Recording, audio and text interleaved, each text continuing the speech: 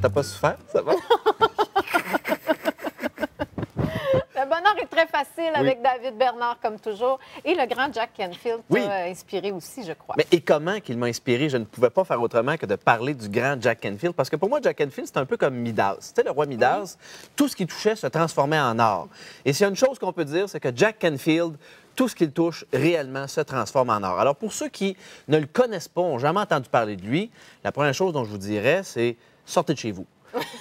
Parce que vraiment, dans le monde des conférenciers de l'épanouissement, peu importe, c'est vraiment un grand homme qui est très, très, très connu, qui a fait beaucoup de choses, dont, entre autres, il est connu pour ses bouillons de poulet pour l'âme, dont il a vendu plus de 500 millions de livres. 500 millions, c'est terrible. Il y en a vraiment à toutes les sauces ou en fait bouillon. C'est vraiment le bouillon de poulet pour l'âme, pour les enfants, pour les ados. Je pense que le seul qui n'a pas fait, c'est bouillon de poulet pour les poulets.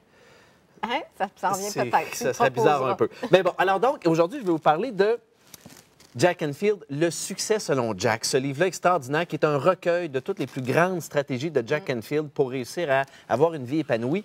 Et il a sorti, évidemment, il y en a plusieurs. Et ce livre-là contient 64 concepts, préceptes. Et je vous en ai sorti quelques-uns qui sont bien alignés, qui vont vous aider, en tout cas, du moins, à créer un momentum. Okay. T'es prête? Oui. Alors donc, le premier, il va comme suit. Commencez maintenant. Allez-y. On souffre beaucoup aujourd'hui de « Ah, je vais m'en occuper un petit peu plus tard, je vais faire ça tantôt, je vais faire ça. » À un moment donné, les routes d'un moment donné elles mènent à la ville de nulle part. D'accord? Alors, faites-vous plaisir, commencez tout de suite. Attendez pas, le truc, c'est de créer du momentum. Donc là, aujourd'hui, tout de suite, là, avant de terminer votre journée, qu'est-ce que vous pouvez faire? On va terminer l'émission, faites quelque chose. Non, écoutez, terminez l'émission, mais juste après, qu'est-ce que vous pouvez faire pour vous rapprocher de votre objectif? Alors donc, ça, c'est la première chose. Deuxième, qui est le 35e concept de Jack, 99 c'est l'enfer et 100 c'est l'extase. Ce que ça veut dire, c'est qu'à partir du moment où tu te mets en mouvement, tu y vas pas à moitié. Tu fais comme au poker, un all-in avec tes jetons, tu y vas entièrement. Puis pour vous aider à comprendre un peu, imaginez-vous dans une tente en camping avec un moustique. C'est juste un petit moustique de rien, c'est 1 Mais ce maudit moustique-là, il va faire en sorte que tu ne dormiras pas de la nuit. Et c'est la même chose pour votre succès. Si tu négliges ce petit pourcentage-là de rien du tout, ça va faire en sorte qu'il y a des choses qui vont bloquer, qui n'avanceront pas comme tu veux parce que tu n'es pas 100 engagé. Pas plus compliqué que ça. Bon, troisième concept, on a le temps pour un dernier. Refuser ce qui est bien pour accueillir l'extraordinaire. C'est le 43e concept de Jack. Puis ça, si je peux vous l'imager aussi, j'adore ça.